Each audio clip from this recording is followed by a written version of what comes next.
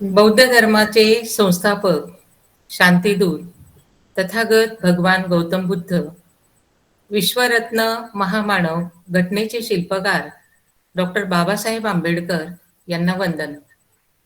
मंगलम प्रतिष्ठानचे अध्यक्ष आयुष्यमान निकाळे सर, वर्षावास प्रवचनाच्या प्रमुख आयुष्यमती मिनलताई, मंगलमचे सर्व पदाधिकारी, मान्यवर, आयोजक व संयोजक व उपस्थित श्रवण करते, धम्म उपासक, उपासिका सर्वांना सप्रेम जय भीम.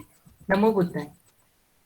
प्रवचन मालिकेत मला बोलण्याची संधी मिळाली याबद्दल आयोजकांची मी अत्यंत आभारी आहे. धन्यवाद. वर्षावास प्रवचनामध्ये माझा आजचा विषय आहे बौद्ध जीवन मार्ग.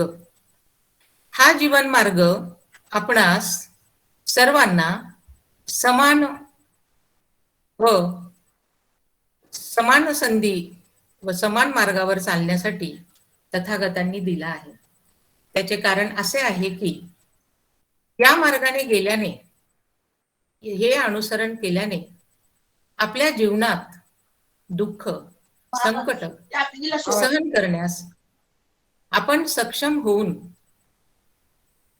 पुढे जाऊ संकट सहन करण्याची ताकद आपल्याला मिळेल. आपल्या पूर्वजांनी जातीभेदाचे चटके सहन केले. हिंदू महार ही जात अस्पृश्य मानत असल्यामुळे जेव्हा डॉक्टर बाबासाहेब आंबेडकरांनी या जातीत जन्म घेतला तेव्हा त्यांना बालपणापासूनच जातीभेदाचे चटके व दुःख सहन करावे लागले. त्यामुळे ते या अन्यायाचा प्रतिकार करत असत. परंतु अनेक वेळा प्रयत्न करूनही हिंदू धर्म आपणास सामावून घेत नाही. तेव्हा बाबासाहेबांनी 1935 साली येवला येथील त्यांच्या भाषणात अशी घोषणा केली की मी हिंदू धर्मात जन्माला आलो, पण मी हिंदू धर्मात मरणार नाही. नंतर त्यांनी 35 वर्ष बौद्ध धर्माचा, 35 वर्ष अनेक धर्मांचा अभ्यास केला. बौद्ध धर्माचा पगडा हा त्यांच्यावर अगदी लहानपणापासूनच होता. तेव्हा या अभ्यासाअंती भारतातच जन्मलेला परंतु नामशेष झालेला बौद्ध धर्मात जीवनाची अशी तत्व त्यांना दिसली की ज्यामुळे समाजात समता, न्याय आणि जगण्याचा हक्क मिळेल. बाबासाहेब धर्मांतर करणार असं जेव्हा सगळीकडे बातमी पोहोचली त्यावेळेस अनेक धर्मांच्या प्रमुखांनी त्यांच्याशी संपर्क साधला. त्यांना अनेक प्रकारची प्रलोभने दिली, परंतु पूर्ण विचारांती त्यांनी 14 ऑक्टोबर 1956 साली नागपूरला धम्मदीक्षा घेतली व समोर 3 लाखाच्या वरती समाज जमला होता. कानात प्राण आणून सगळे बाबासाहेबांचे शब्द ऐकत होते. बाबासाहेबांनी धम्मदीक्षा घेतल्यानंतर जमलेल्या समाजालाही त्यांनी धम्मदीक्षा दिली, धम्माचा मार्ग दाखवला, समाजाला दिशा दिली. बौद्ध धम्माचे पुनरुज्जीवन झाले. आपण रोज त्रिशरण पंचशील म्हणतो. त्यात बौद्ध जीवन मार्गाची तत्व आली आहेत. पाणातिपाता वेरमणी सिक्खापदं समादियामि. याचा मराठीत अर्थ असा आहे की आपले जे जीवन आहे हे हिंसेपासून अलिप्त राहण्याची प्रतिज्ञा मी करतो. अदिन्नदाना वेरमणी सिक्खापदं समादियामि. मी चोरी करण्यापासून अलिप्त राहण्याची प्रतिज्ञा करतो. कामे सुमिच्छाचारा वेरमणी सिक्खापदं समादियामि. मी काम वासनेपासून अलिप्त राहण्याची प्रतिज्ञा करतो.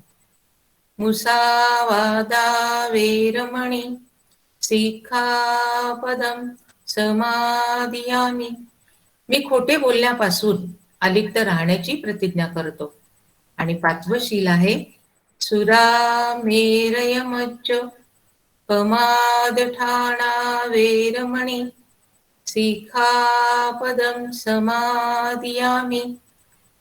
मी मद्य मादक वस्तूंच्या सेवन यापासून अलिप्त राहण्याची प्रतिज्ञा करतो. बघा, माझ्या धम्म उपासक उपासिका बंधू भगिनींनो, जर आपण हात जोडून पंचशील म्हणतो म्हणजेच कबूल करतो, मग आपण ती तत्व आपल्या आचरणातही आणली पाहिजेत. परंतु सगळेच ते आचरणात आणत नाहीत, म्हणूनच दुःखाला सामोरे जावे लागते. तथागतांनी जो बौद्ध जीवन मार्ग दिला आहे, तो बाबासाहेब आंबेडकर लिखित भगवान बुद्ध आणि त्यांचा धम्म याप्रमाणे आपण सविस्तरपणे बघूया. सगळ्यात पहिला बौद्ध जीवन मार्ग भगवान बुद्धांनी आपल्याला दिला आहे, तो म्हणजे कुशल आणि अकुशल व पाप. कुशल म्हणजे चांगले कर्म करावे आणि अकुशल म्हणजे वाईट कर्म करू नये. तर आपण आपल्या जीवनात वारंवार चांगले वागत राहिलो तर या चांगल्या वागण्याचा सुगंध म्हणजेच कीर्ती लांबपर्यंत जाऊन पोहोचते. एखादे कुशल कर्म आपणास वाचू शकत नाही. ज्याप्रमाणे पाण्याचा एक थेंब नदी किंवा तलाव भरू शकत नाही, पण भरपूर पाऊस झाला तर वर्षभर पुरेल एवढे पाणी आपल्याला मिळते.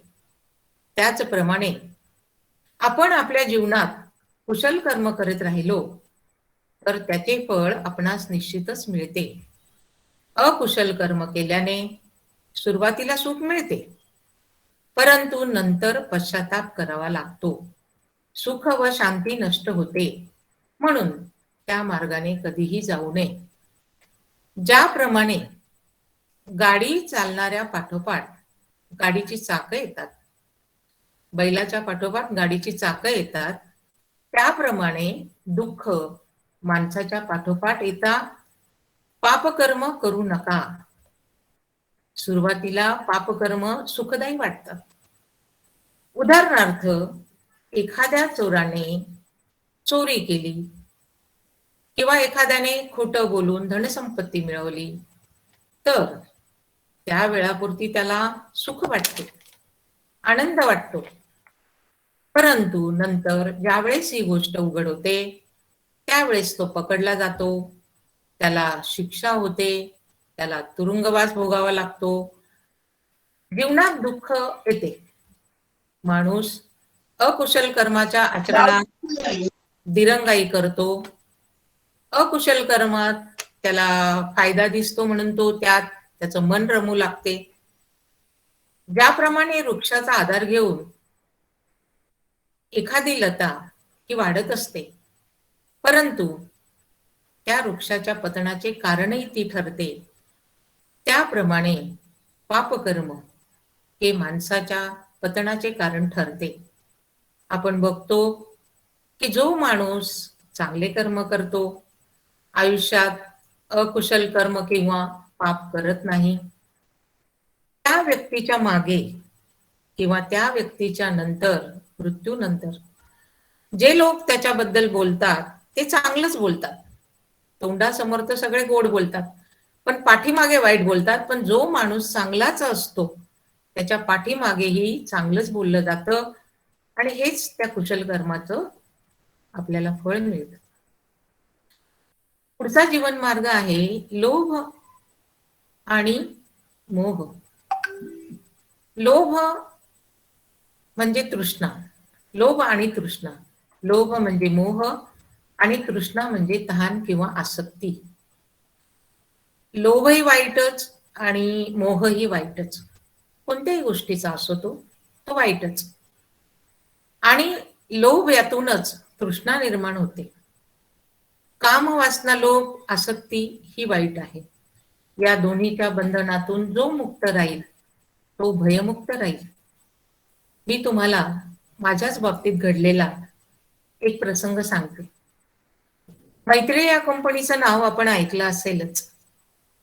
अशा या कंपनीत जास्त व्याज मिळते म्हणून मी माझे पैसे अडकवले, परंतु माझे मुद्दल सुद्धा बुडाले. म्हणजे हे कशामुळे झाले? लोभामुळे झाले. कारण कंपनीने पैसे बुडवले व माझे कष्टाचे पैसे लोभ दृष्टीमुळे बुडाले व दुःख मिळाले. म्हणूनच सांगते, या मोहात पडू नये. आपले जीवन जर आपण प्रामाणिकपणे जगलो, लोभ आणि मोह न करता जगलो, तर आपणास नक्कीच त्याचे फळ थोडे उशिरा मिळेल, पण नक्कीच चांगले फळ मिळते. पुढचा जीवन मार्ग आहे क्लेश आणि द्वेष. क्लेश म्हणजे दुःख आणि द्वेष म्हणजे तिरस्कार. क्लेश आणि द्वेष कोणाला देऊ नका, कोणाचा द्वेष करू नका, हाच बौद्ध जीवन मार्ग आहे. आणि त्या मार्गाने आपण चाललो तर नक्कीच आपल्याला आनंद मिळणार आहे. भगवान बुद्ध म्हणतात, क्षमा परम तपश्चर्या आहे, निर्वाण परम सुख आहे, दुसऱ्याला दुःख देणारा श्रमण होऊ शकत नाही. अहिंसा, क्रोध, भांडण या गोष्टी आपण जीवनात करायला नको. आपणास माहीतच आहे, भगवान बुद्धांचा जो काही जीवन मार्ग, आपण जी काही माहिती आपल्याला आहे त्यातली सुरुवातीचे मी तुम्हाला प्रसंग सांगते, जो आपणा सर्वांना माहीतच आहे. शुद्धोधन राजाचा पुत्र सिद्धार्थाचे म्हणजे तथागतांचे राज्य व नगर त्याज्य करण्याचे मुख्य कारण हेच होते. रोहिणी नदीच्या पाणी वाटपावरून जेव्हा शाक्य व कोलीय यांच्या भांडणातून हा विषय युद्धापर्यंत गेला, तेव्हा सिद्धार्थाने हा प्रस्ताव अमान्य केला. परंतु शाक्यांना युद्धच करायचे होते, म्हणून त्यांनी तो बहुमताने फेटाळला. सिद्धार्थाला कुटुंबावर बहिष्कार टाकला गेला, पण माझ्या कुटुंबावर बहिष्कार टाकू नका, मी निघून जातो. सिद्धार्थाने राज्य त्याग करून कपिलवस्तू नगरीतून निघून गेला. कारण युद्ध केल्याने दुःख निर्माण होते या विचारावर सिद्धार्थ ठाम राहिला. हा प्रसंग आपणास काय दाखवतो? आपल्या विचारांनी, आपल्या कृतीने दुसऱ्याला आपण दुःख आणि क्लेश देत असतो, म्हणून क्षमा करणे हा सर्वात मोठा गुण आहे. आज आपण जगाकडे पाहिले तर क्लेश व दुःख हेच कारण दुःखाचे आहे. प्रत्येक राष्ट्र एकमेकांना हरवण्याच्या मागे आहेत. आपल्या भारतात, आपल्या महाराष्ट्रात आपण बघतो, राजकारण असो की समाजकारण, प्रत्येक जण दुसऱ्यावर आरोप करून, द्वेष करून पुढे जाण्याचा प्रयत्न करतो, परंतु हे चुकीचे आहे. त्यापेक्षा प्रेमाने, सहकार्याने काम करण्यात प्रगती आहे, आनंद आहे. म्हणूनच आपण आपल्या स्वभावातून क्लेश व द्वेष काढून टाकायला हवे, क्रोध काढून टाकायला हवा. कारण क्रोधाने क्रोध वाढतो, द्वेषाने द्वेष वाढतो, तो कधीही शमत नाही. द्वेष प्रेमानेच शमतो, हे प्राचीन विधान आहे. मनुष्य मन चित्त जसे घडवते तसा माणूस घडतो. सन्मार्गावर चालण्यासाठी चित्त म्हणजे जे आपलं मन आहे, ह्या चित्ताला आपल्याला एकाग्र करणं हे बौद्ध जीवन मार्गाची ही महत्वाची देशना आहे. हे चित्त आहे ना, हे अतिशय चंचल असते, म्हणूनच ते एकाग्र करण्यासाठी आपल्या बौद्ध धम्मात विपश्यना आहे, मेडिटेशन आहे. आणि अजून एक तुम्हाला सांगते की तुम्ही जर दररोज त्रिशरण पंचशील म्हटले, बुद्ध वंदना म्हटली, तर तुमचे मन चित्त स्थिर होईल. आपण आपल्या रोजच्या जीवनक्रमात पाहतो, ज्याचे चित्त स्थिर आहे, एकाग्र आहे, त्यास आपल्या क्षेत्रात यश मिळते. उदाहरणार्थ, एखाद्या विद्यार्थ्याने मन एकाग्र करून अभ्यास केला तर त्यास यश निश्चित आहे, त्यास चांगले मार्क्स पडतात. मला एक सत्य घटना आठवते. 5 ते 6 वर्षापूर्वी एक झोपडीत राहणारा मुलगा 10वीत बोर्डात पहिला आला होता. प्रतिकूल परिस्थितीत हे यश मिळालेले असल्यामुळे जेव्हा त्याची मुलाखत घेण्यात आली, की तू एवढ्या छोट्याशा जागेत हे यश कसे काय मिळवले? झोपडपट्टी म्हटलं की आजूबाजूला गडबड आहे, गोंधळ आहे. मग तू अभ्यास कसा काय केला? त्यावेळेस त्या मुलाने जे उत्तर दिले, ते ह्या मार्गाने जाण्यासाठी आपल्याला उपयोगी पडेल. ते यश मिळाले याचं कारण त्या मुलाने असं सांगितलं, की गडबड गोंधळ होता हे आहे, पण ज्यावेळेस मी अभ्यास करायला बसायचो, त्यावेळेस मला अभ्यासच फक्त माझ्या मनात आणि डोक्यात असल्यामुळे मला इतर काही ऐकू येत नव्हतं आणि मी तिकडे लक्षही देत नव्हतो. माझं चित्त जे आहे ते पूर्णपणे त्या अभ्यासात एकाग्र होत होतं आणि मग मी अभ्यास केला की मी त्यात पूर्ण गर्क व्हायचो. म्हणून मला हे यश मिळालेलं आहे. भगवान बुद्धांनी सुद्धा मन एकाग्र करून समाधी लावली, म्हणूनच ते बुद्ध झाले. जगाला सुखाचा मार्ग दाखवू शकले. आपणा सर्वांच्या पुढे त्यांनी बौद्ध धम्माची देशना ठेवली. बाबासाहेबांनी सुद्धा प्रतिकूल परिस्थितीत असताना एवढ्या डिग्र्या घेतल्या. अनेक अडचणी, अनेक दुःख आले, पण शांत मन ठेवून त्यांनी संघर्ष केला. म्हणूनच त्यांना यश मिळाले. त्यांनी बौद्ध धर्म स्वीकारला. माणसाचं मन हे पवित्र पाहिजे. बघा, आपला चेहरा आपल्याला आपल्या डोळ्यांनी बघता येत नाही. तो बघायचा असेल तर आपल्याला आरशात बघावं लागतं. त्याचप्रमाणे आपल्याला आपले दोष दिसत नाहीत, दुसऱ्यांचे दोष दिसतात. म्हणून आधी स्वतःचे दोष दूर करावे, मन पवित्र करावं. काम, भावना, पवित्रता यापासून दूर आपलं मन ठेवावं.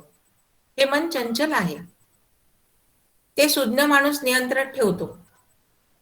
ज्याप्रमाणे पाण्यातून माशाला बाहेर काढले तर तो तडफडतो, कारण पाणी हेच त्याचे जीवन आहे. त्याचप्रमाणे माणसाचे मन वाईट गोष्टीपासून मुक्त होण्यासाठी तडफडते. उदाहरणार्थ, एखाद्या माणसाला जर दारू प्यायची वाईट सवय असेल तर त्याचे मन तडफडते. अपवित्र भावनेने तो ग्रासून जातो, अस्वस्थ होतो. मग आपण जर आपलं मन एकाग्र केलं तर आपण स्वतःला एखाद्या द्वीपासमान बनवू शकतो. दुसऱ्याला प्रकाश आपण देऊ शकतो, दुसऱ्याला ज्ञान आपण देऊ शकतो. आणि म्हणूनच आपलं मन, आपलं चित्त हे एकाग्र ठेवलं तर ते पवित्रच होईल. स्व आणि स्वविजय. स्व म्हणजे स्वतः आणि स्वतःचा विजय म्हणजे स्वतःवरच विजय मिळवणे. व हा बौद्ध जीवन मार्ग आहे. हा स्वतःचा स्व चांगल्या प्रकारे उपयोगात आणायचा की गर्व करून वाईट प्रकारे उपयोगात आणायचा, हे आपलं आपणच ठरवलं पाहिजे. याचं एक उत्तम उदाहरण मी तुम्हाला देईल. सम्राट अशोकाने अनेक राज्य जिंकून घेतली, सम्राट झाला, अहंकार वाढला, पण एक राज्य तो जिंकू शकला नाही, ते म्हणजे कलिंग. आणि कलिंग राज्यावर मग त्याने पहिल्यांदा पराभव झाला, दुसऱ्यांदा मात्र त्याने भरपूर चांगली तयारी करून आता यांना हरवायचंच, मीच जिंकणार. आणि मग त्याने आक्रमण केलं. त्या आक्रमणात कलिंग देशावर भयंकर रक्तपात झाला. 1 लाखाच्या वर माणसं मारली गेली, 1.5 लाखाच्या वर कैद झाली. दोन्ही बाजूची माणसं मारली जातात युद्धात. जो जिंकतो त्याची पण मारली जातात आणि जो हारतो त्याचीही मारली जातात. तसंच अशोकाचं झालं. आणि स्वतः केलेला हा विनाश जेव्हा अशोकाने स्वतःच्या डोळ्यांनी पाहिला, त्यावेळेस त्याच्या मनाची शांती भंग होऊन गेली. काय केलं मी? एवढे लोक मारून मला काय मिळालं काय? त्याची मानसिक शांती पूर्ण गेली, विमनस्क झाला. आणि अशा अवस्थेत त्याला एक स्त्री भेटायला आली व ती म्हणाली, तुझ्या या कृत्यामुळे माझे वडील, माझा नवरा, माझा मुलगा हे सगळेजण मला सोडून गेलेत. आता मी जगावं असं काही उरलं नाही. आणि हे ऐकून सम्राट अशोकाची मानसिक शांती पूर्णपणे भंग झाली. या मनाच्या शांती शोधण्यासाठी तो प्रयत्न करत असताना त्याची बौद्ध भिक्खूंशी परिचय झाला. बौद्ध धर्माची तत्व ती माझ्या जीवनात परिवर्तन आणू शकतात हे त्याला पटलं आणि त्याने बौद्ध धर्म स्वीकारला आणि प्रतिज्ञा केली की मी यापुढे कुणाचे आयुष्य संपवणार नाही. आणि बघा, अशोकासारखा सम्राट आजही आपण आपल्या भारतात आपल्या बौद्ध धर्माची जी काही ठिकाणं बघतो तिथे या अशोकाने ठिकठिकाणी त्याही आठवणी अजूनही जतन करून ठेवलेल्या आहेत. असा सर्वात न्यायप्रिय, धर्माशी अत्यंत प्रामाणिक राहिलेला राजा, असा प्रसिद्ध भारतातच नव्हे तर परदेशातही त्याने बौद्ध धर्माचा प्रसार केला व स्वत्व चांगल्या प्रकारे विकसित केलं, चांगल्या प्रकारे उपयोगात आणलं. जो स्वतःचे संरक्षण करू शकतो तो स्वविजयी होतो. सुज्ञता, न्याय आणि सुसंगती. सुज्ञ म्हणजे समजदार, न्याय व सुसंगत म्हणजे चांगली संगत, हाच बौद्ध जीवन मार्ग. सुज्ञ म्हणजे समजदारीने वागणारा, दुसऱ्यांना चांगला सल्ला देणारा, असा माणूस नक्कीच आदर्श ठरतो. तो त्याच्या सुज्ञपणामुळे फसत नाही. सुज्ञ माणसे धम्मश्रवणाने अधिक सुज्ञ होऊन सरोवरासम गंभीर होतात. ते धम्माचे आचरण करतात, न्यायाने वागतात, कुणावरही अन्याय करत नाही, कुसंगती करत नाही, सुसंगती करतात. चांगला मित्र असेल ना तर तो चांगलं शिकवतो. व्यसनी, चोर, दरोडेखोर, भांडखोर असा जर मित्र असेल तर तो आपल्या मित्रालाही तसं बनवण्याचा प्रयत्न करत असतो. पण जर सुज्ञ मनुष्य ची संगत असेल तर सुज्ञ हा कधीच मूर्खाकडे वळत नाही, तर तो आपल्या संगतीमुळे त्या वाईट संगतीत असलेल्याला सुधरवतो, त्याला आपल्यासारखा चांगला बनवतो.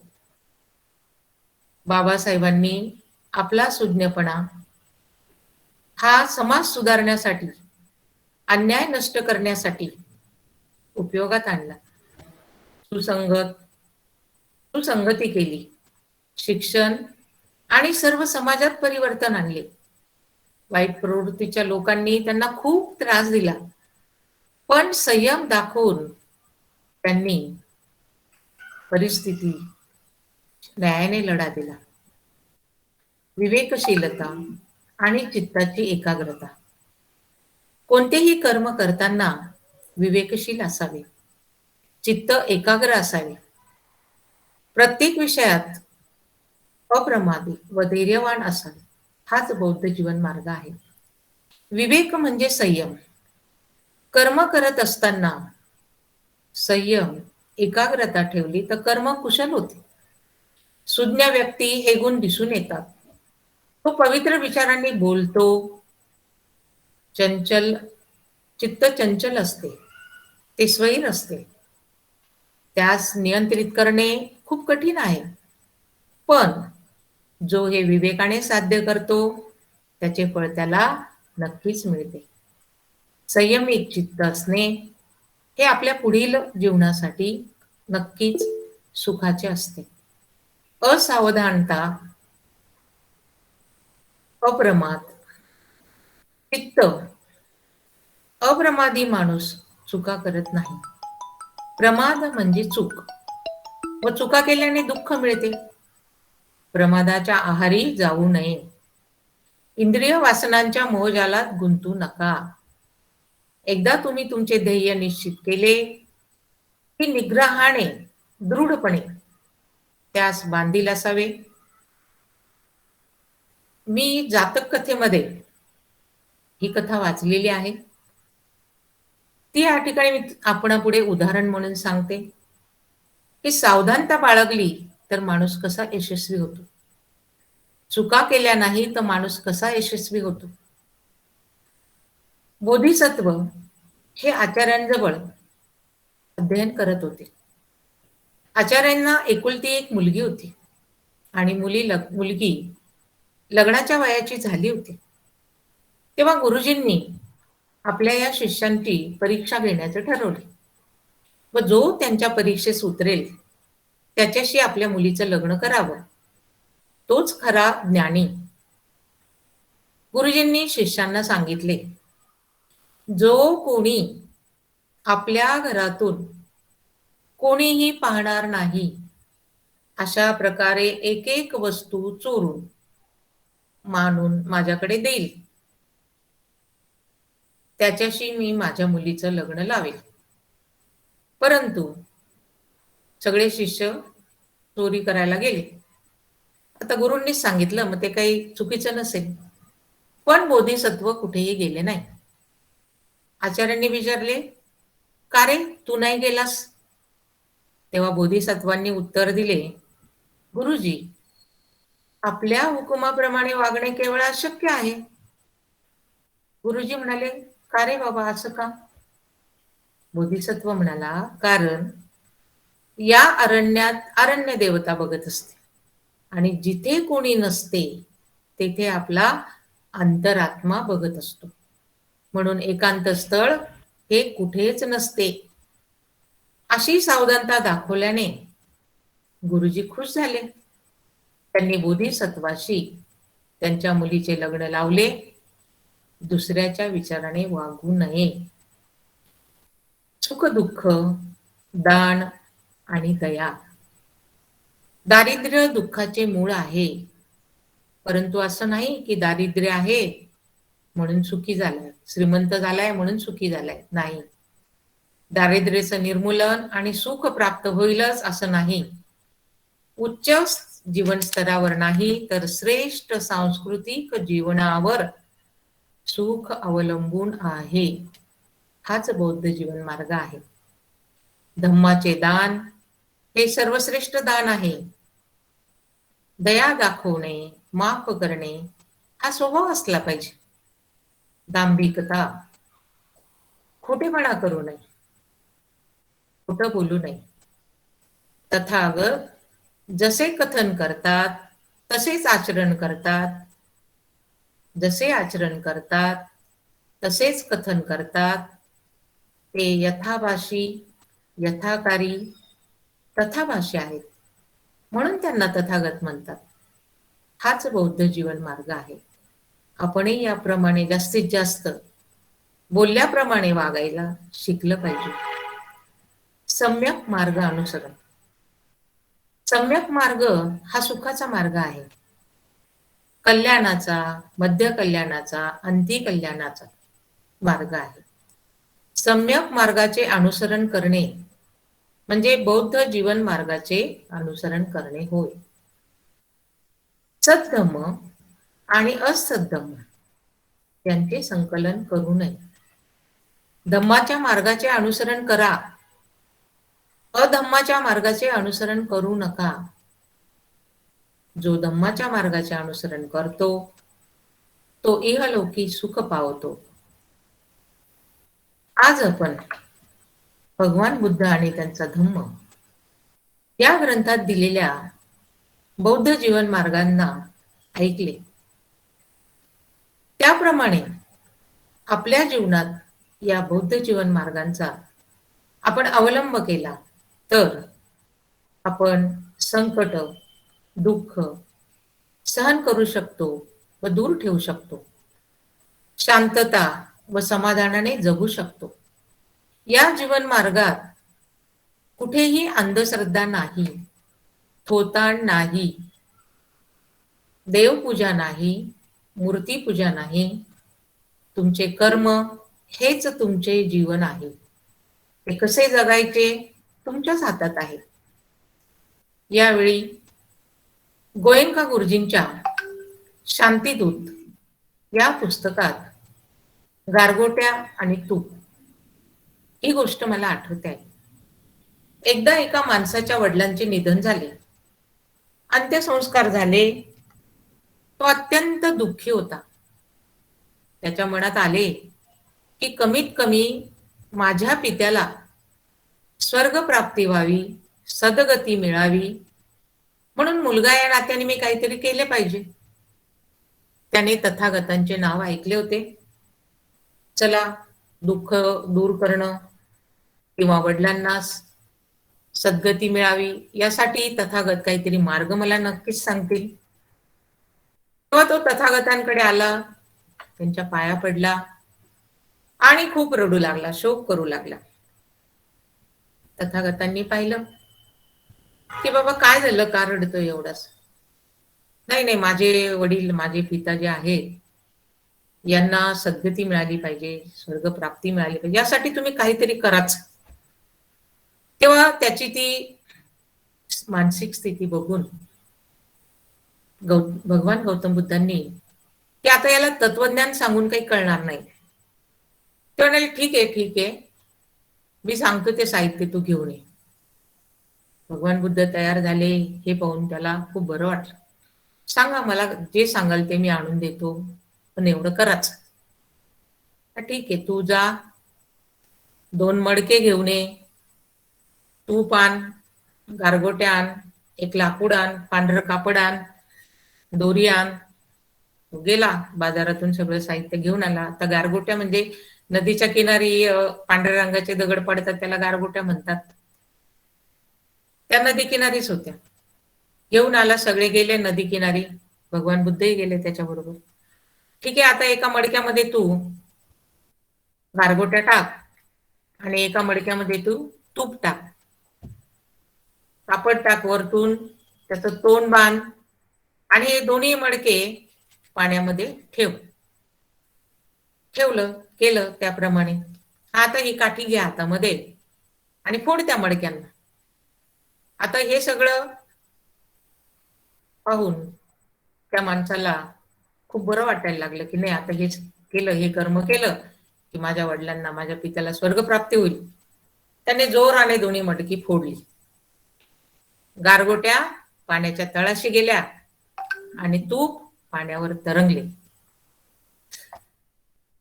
मग भगवान बुद्ध म्हणाले, हा आता असं कर, त्या तळाशी गेलेल्या गारगोट्या ज्या आहेत या मला वरती आणून दाखव, आणि तूप जे आहे पाण्यावर तरंगलं ते मला खाली नेऊन दाखव. तेव्हा तो माणूस आश्चर्यचकित झाला. भगवान, हे कसं शक्य आहे? हा तर निसर्ग नियम आहे की जड वस्तू या पाण्याच्या तळाशीच जातात आणि हलकी वस्तू पाण्यावर तरंगते. मी कसं तो बदल करू शकतो बरं? मी नाही करू शकत. अरे मग जा ना, तू कोणाला तरी असे विद्वान पंडित कोण असतील त्यांना. नाही नाही, हे कोणी बदलू शकत नाही. हा निसर्ग नियम आहे, जड वस्तू ही पाण्यात तळाशी जाणार आणि हलकी वस्तू पाण्यावर तरंगणार. तेव्हा तथागत त्याला म्हणाले, अरे वा, तुला तर निसर्ग नियम चांगलाच माहिती, मग तुला जीवनाचा नियम माहिती नाही का? अरे, जो मनुष्य चांगलं कर्म करेल, आपल्या जीवनात चांगल्याच वागेल, त्याला या तुपाप्रमाणे हलकी होऊन सद्गतीच मिळणार. आणि ज्याने वाईट कर्म केले त्याला या गारगोटीप्रमाणे जड होऊन तो अधोगतीकडेच जाणार. मग त्या माणसाचं हा सगळं प्रकार पाहिल्यावर, हा प्रयोग सिद्ध करून दाखवल्यावर त्याला ते पटलं आणि त्याने आपला आग्रह सोडला आणि तिथून तो समाधानाने निघून गेला. म्हणजे ही गोष्ट आपणास काय सांगते की हे जे काही बौद्ध जीवन मार्ग सांगितलेत हे चांगल्या कर्माचे सांगितलेले आणि ते आपणच पाळायचे. कोणी सांगितलं, आपल्याला सांगितलंय, आपण धर्म स्वीकारलाय, बाबासाहेबांनी आपल्याला तो धम्म दिलाय.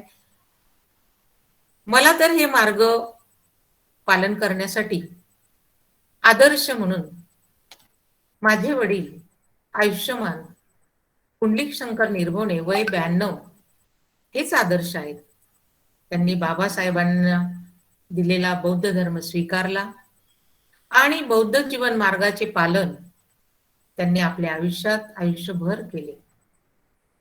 आजही ते कुठलाही आजार नाही, दुःख आली पण ती समर्थपणे पेलली, शांत व समाधानी निरोगी आयुष्य जगतायत. बौद्ध धम्माची हजारो पुस्तकं त्यांच्या संग्रही आहेत. आयुष्यात त्यांनी एकच छंद जोपासला. प्रत्येक महिन्यात पगार व आता रिटायर झाल्यानंतर पेन्शन झाल्यावर त्या पैशांची पहिली आपल्याला आवडतील ती पुस्तकं घ्यायची. आणि आज त्यांच्याजवळ हीच त्यांची संपत्ती आहे, पुस्तकं हीच त्यांची संपत्ती आहे. त्यांनी या सर्व बौद्ध धर्माचा अभ्यास करून सद्धम्म दर्शन हे पुस्तकही लिहिले आहे. याच पुस्तकात ते पुढे म्हणतात की ज्यावेळी आपण धम्मावर एखादं प्रवचन ऐकतो किंवा एखाद्या सुत्ताचा अभ्यास करतो, त्यावेळी फक्त मनावरील दडपण दूर केले पाहिजे. सर्वसाधारणपणे जेव्हा आपण काहीतरी वाचतो, ऐकतो, त्यावेळी त्याची तुलना आपल्या स्वतःच्या मनातील कल्पनेशी मिळती जुळती असल्यास आपण त्याचा स्वीकार करतो आणि म्हणतो की हे काही बरोबर नाही. मनावर कोणत्याही प्रकारचं दडपण न ठेवता खुल्या अंतःकरणाने वाचल्यास किंवा ऐकल्यास आपल्याला असलेल्या विज्ञानाच्या भूमीत सद्धम्म पावसाचा शिरकाव होईल. वाचत असताना किंवा ऐकत असताना अतिरेक करायची गरज नाही. या पृथ्वीसारखे होऊन जावे. त्यावेळी पाऊस येतो, त्यावेळी ही पृथ्वी मोकळ्या मनाने त्याचा स्वीकार करते. आपल्या जीवनात खोलवर गेलेल्या मूळ कारण की या सद्धम्माचा पाऊस हा आपल्या हृदयात त्या जमिनीत जसं पाणी मुरतं तसा मुरला पाहिजे. या पावसाला पडण्याची परवानगी आपण दिली पाहिजे. कोणताही गुरु आपल्याला असं आध्यात्मिक सत्य देऊ शकणार नाही. हे सत्य प्रत्यक्ष आपल्यातच आहे. त्यासाठी आपल्या शरीरावरील, मनावरील आणि हृदयावरील दडपण दूर करण्याची खूप गरज आहे. गुरुची शिकवणूक आपल्याला प्रज्ञेच्या आणि अंतर्गत ज्ञानाच्या मूळ कारापर्यंत शिरकाव करू शकेल. आपण त्या शब्दांना आत शिरू दिलं पाहिजे. भूमी आणि मूळ कारण शिल्लक राहिलेलं काम करून टाकतील, असे विचार माझे वडील पुंडलिक शंकर निर्गुणे यांनी त्यांच्या पुस्तकात व्यक्त केले आहेत. तेव्हा उपासक बंधू भगिनींनो, आज आपण या ग्रुपमध्ये जेवढे आहोत हे सर्वजण आपण या गोष्टीचं पालन करतच आहोत.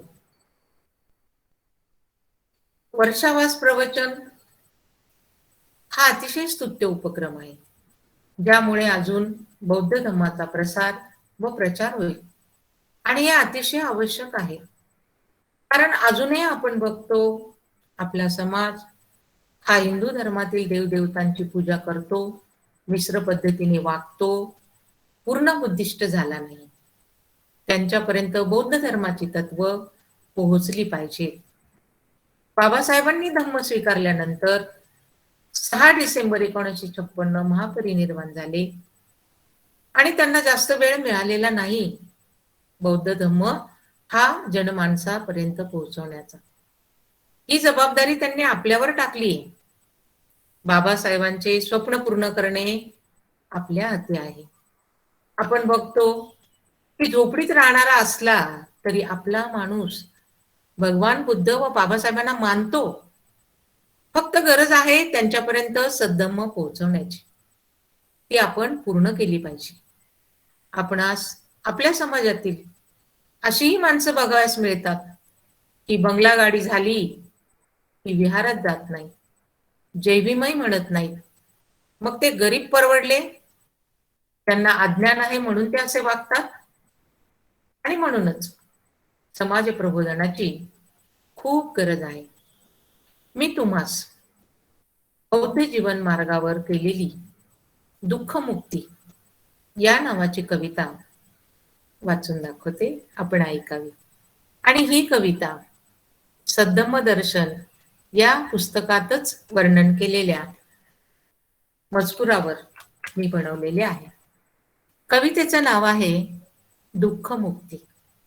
आणि आता जे मी जीवन मार्ग सांगितले, बौद्ध जीवन मार्ग, तेच या कवितेमध्ये मी सांगत आहे. ऐका तर मग. मनुष्य जन्म मिळणे दुर्मिळ, मिळालाच तरी जगणे दुर्मिळ. मनुष्य जन्म मिळणे दुर्मिळ, मिळालाच तरी जगणे दुर्मिळ. सद्धम्म श्रवण करणे दुर्मिळ, बुद्ध जन्माला येणे अति दुर्मिळ. सद्धम्म श्रवण करणे दुर्मिळ, बुद्ध जन्माला येणे अति दुर्मिळ. आजारपणात आहे दुःख, म्हातारपणात आहे दुःख. लोभ मोह आहे दुःख, व्यसनातही आहे दुःख. दुःखचे आहे श्रेष्ठ सत्य, स्वीकारुणी होऊया मुक्त. दुःखचे आहे श्रेष्ठ सत्य, स्वीकारुणी होऊया मुक्त. प्रज्ञा करुणा हेच सत्य, प्रेमाचा संचार मणी मुक्त. प्रिय अप्रिय भावना आवर, तटस्थता हाच मनाचा विकार. प्रिय अप्रिय ही भावना आवर, तटस्थता हाच मनाचा विकार. जग हेच नश्वर, हा भाव मणी ठेवा आयुष्यभर. दुःख निर्माण होते मनी, सुख हे भ्रामक आहे जाणुनी. प्रज्ञेने दुःख समजूनी, साधका मुक्त हो त्यापासून. प्रज्ञेने दुःख समजूनी, साधका मुक्त हो त्यापासून. दुःखाचे ओळख कारण, त्यास योग्य असे नामकरण. वास्तव खरेपणाचे ओळखून, अष्टांग मार्ग समाधानी स्वीकारून. आहार असे कारण दुःखाचे, व्यसन असे कारण दुःखाचे. अपघात असे कारण दुःखाचे, आजारपण वृद्धत्व कारण दुःखाचे. आहाराला जर ठेवले नियंत्रणात, व्यसनाला जर ठेवले नियंत्रणात, वेगाला जर ठेवले नियंत्रणात, आजारपणाला जर ठेवले नियंत्रणात. चंचल बुद्धीला घाला आवर, टीव्ही मोबाईलला घाला आवर. लोभ मोहाला घाला आवर, मुलांच्या लाडाला घाला आवर. स्वीकार करा प्रज्ञेचा, शांतीचा अन करुणेचा. दुःखातूनही मुक्तीचा, बुद्धं शरणं गच्छामीचा. धम्मं शरणं गच्छामीचा, संघं शरणं गच्छामीचा. साधु साधु साधु.